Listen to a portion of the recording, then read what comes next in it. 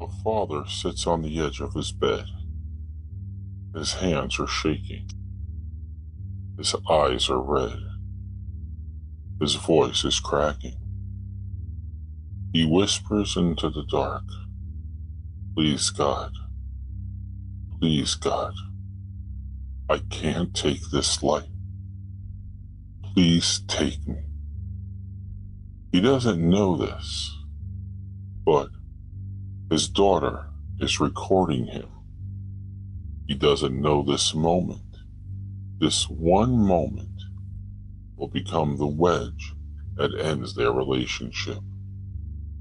He doesn't know that the police will show up. He doesn't know he'll be taken away on his birthday. He only knows one thing. He is exhausted.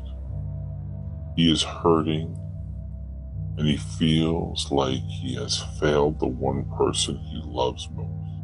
Today's story is about a father who was trying to do everything he can to build a connection with his daughter.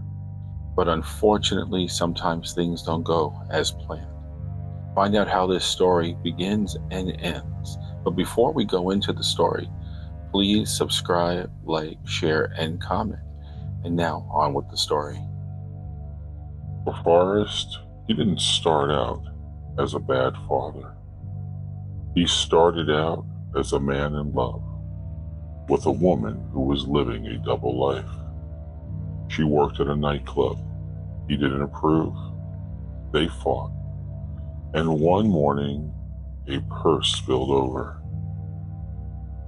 As it opened, the truth spilled out. There were several matchbooks. And inside the matchbook, it was obvious there were phone numbers. And these phone numbers belonged to men. When he confronted her, almost with a smirk on her face, she admitted it. She lied about working nights so she can go out with other men. And in that moment, there was pain. He was hurt. He felt betrayed. And also, as a man, he felt humiliated. And so, despite having a child with this woman, he let his pain and suffering lead him, and he left. But he made one mistake, not realizing it at that particular moment, a moment of ego. He left his daughter behind. And this decision would haunt him for the rest of his life. Ego is a powerful thing. Sometimes it makes us do things that we regret. For Forrest, that's exactly what was happening here. Forrest felt, how can I ever trust a woman again? Not realizing the collateral damage that would come in the form of his daughter. Now, the woman was probably willing to make it work. She didn't say that in so many words, but she was shocked when he was walking out the door. And at this point, his mind was made up. There was no talking. She even did say, okay, maybe I can reconsider my nightlife. But in his mind, you made the ultimate sin. You broke trust. You were with other men. And he felt, I can't move forward.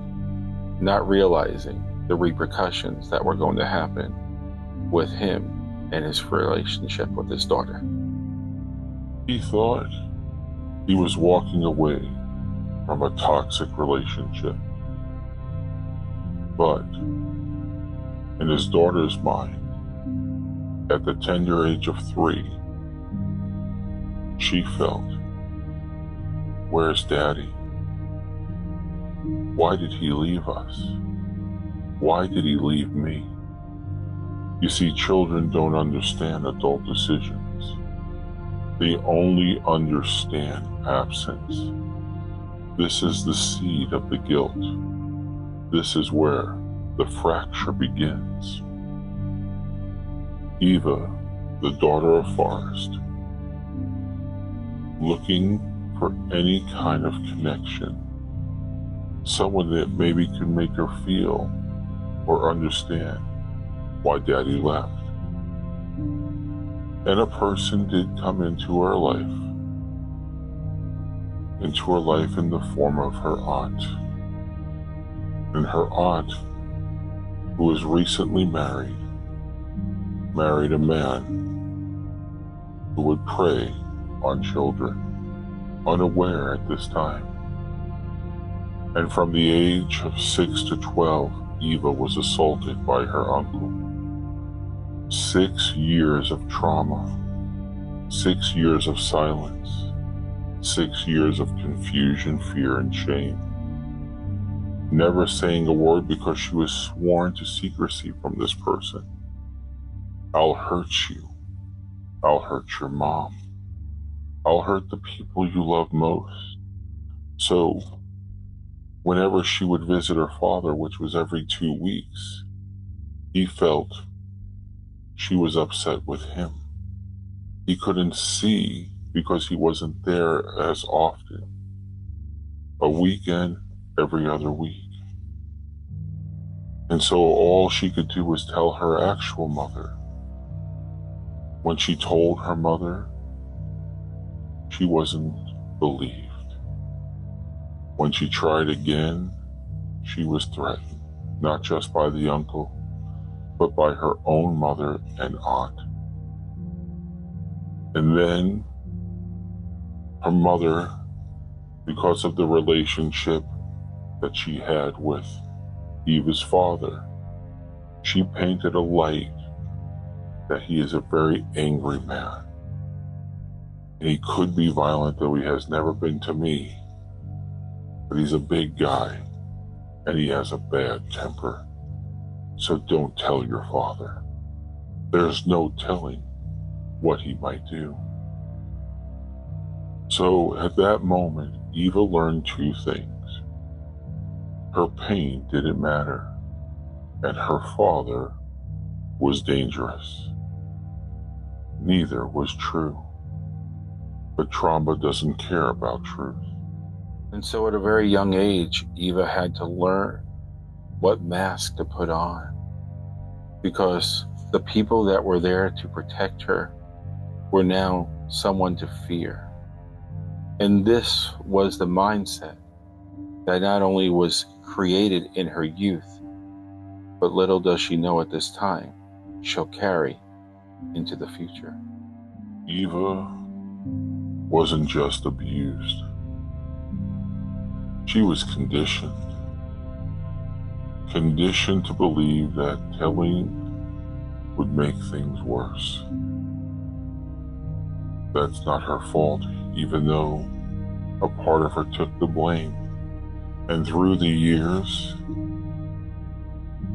this manipulation, this emotional abuse would deepen into guilt and fear. And this is exactly what would happen through her youngest of days, her most innocent of days. And her father, without really knowing, would just feel, I did this, but not knowing the abuse she was going, just the coldness, the stiffness, the not acting like every child of her age would be, because he saw her every 2 weeks. He made those visits count, though. He tried to be the fun dad, the safe dad, the present dad. He made everything possible that he can to make her feel comfortable and loved. But he didn't know what she was going through at home. And she began to put on weight. She began changing her behavior. He didn't know she was being destroyed in slow motion. And when her mother moved 3 hours away, so did her sister, her mother's sister, her aunt, which also meant the uncle was coming too. And they moved literally right across the street from her mother's home. And this abuse began at 6 and didn't stop until 12 years of age. And even though the abuse finally stopped, the damage was done. Eventually, but it took 6 more years after that, Eva finally told her father, told him at 18 years of age, what was happening to her. And the mother again, when he spoke to the ex, said she needs to get over it. For goodness sakes, it's just sex. She would say these things, not showing a mother connection, but a cold connection. And this made him feel even worse. He would say, I wasn't there to protect her. I wasn't there to stop it.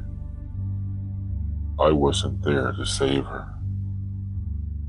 And that guilt, that crushing, suffocating guilt, became the lens through which he saw everything. He would overcompensate, give money, give time, support, rides, opportunities, everything to try to turn back time, to hopefully help change what she has become within. And now, another victim from this man, the uncle, was claimed. Eva's father. Because guilt is a terrible foundation for a relationship. And that's exactly what was happening.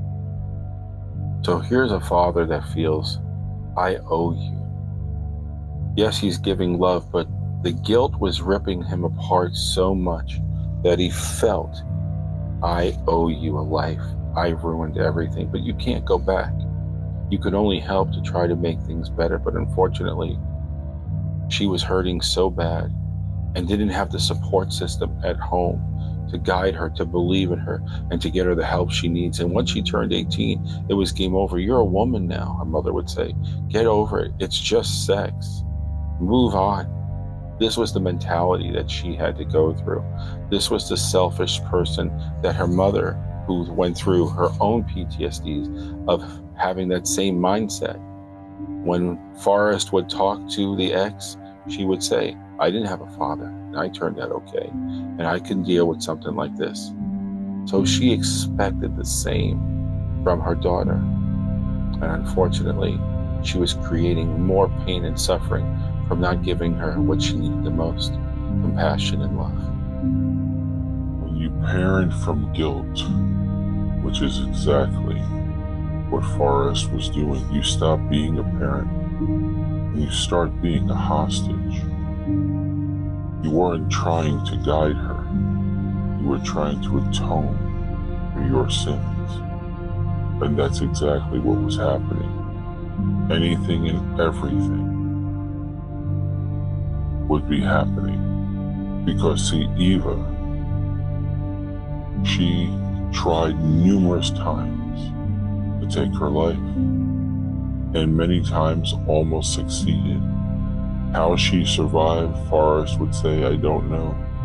Even the doctor told him, I don't know if she's going to make it this time. And somehow she did. And then eventually, Eva would move in, so again, to be the father I wasn't, and to atone for his sins. And when she lived there, he noticed that Eva would have mood swings, anger, attitude, trauma responses, all through the evening. Every time. You never knew when it was coming.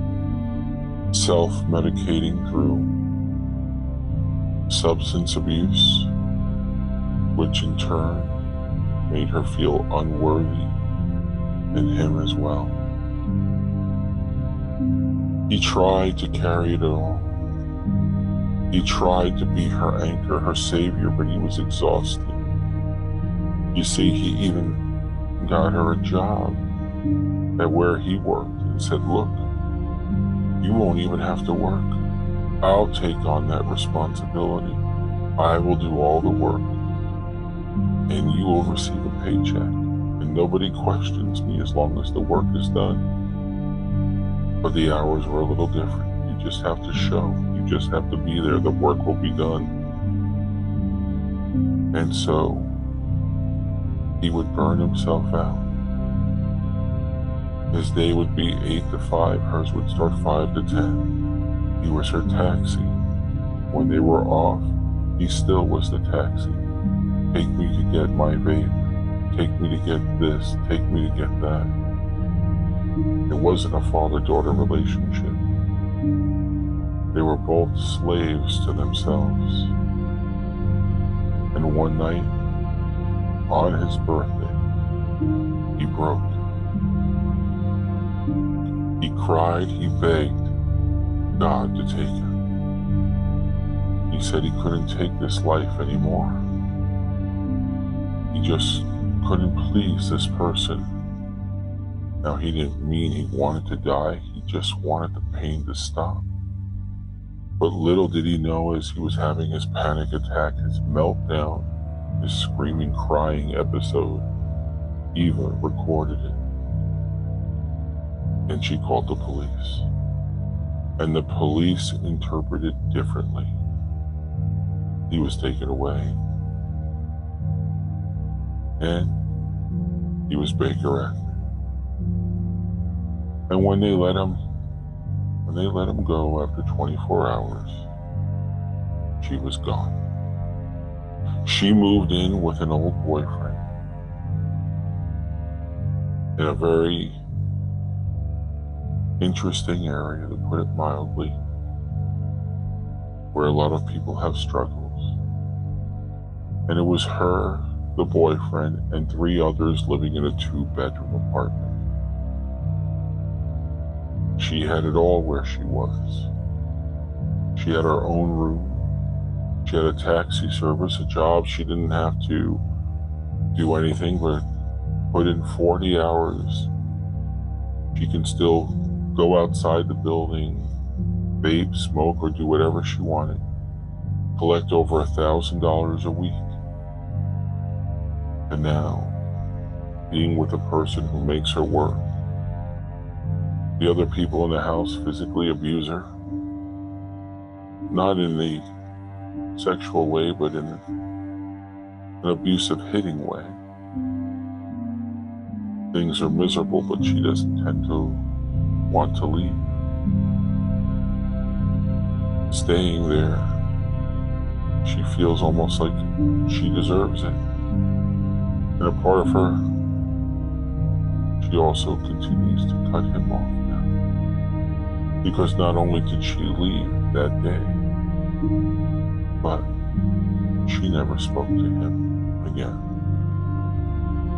She blocked him off. And it's been 2 years in growing. Complete silence. No way to contact. No way of knowing what's going on. He speaks to the ex because that is the only contact that he has. And as expected, the ex always says, I'm sure she's fine. That's all she ever says. Now, even though it's been 2 years, even though she ran away and made it sound like she was going to a better place by going to an ex where she could have some connection, where she could feel this person at least wants me, and her mind's way of any way of connection, because he'll be a boyfriend, but this person wasn't. He made clear, you'll be my booty call. He referenced that to it. We're just friends with benefits, but you'll have a place to stay, a place to live. And that's exactly what it was. 2 years and counting. So she wasn't running from him to a point as much as she was running to something that made her feel loved despite what Dad. You have to, Dad. You have to. You wasn't there for me. You have to, Dad, because you were never a dad. Sure, she could point the finger, and she did, but she ran to something else, or maybe from herself. This is her story. This is his story. Let's see how it finishes. Even though Forrest felt his breakdown was the cause, it wasn't the cause, but it was the trigger. She wasn't running from him. She was running from her own pain. And you are the closest mirror. And this is the emotional truth. Now, when someone asks him about his relationship with his daughter, he says things. I wish I could have taken that day back, that night back. I wish I could have undone the leaving, knew while I was away that she was going to leave. I wish I could have done so many things. Now I have to carry this, not knowing where she is, how she's being treated. Every day, this is his burden, his guilt, and his punishment, his belief. And he's not the villain. He is a father who loved imperfectly, but loved deeply. And Eva's story, it isn't over.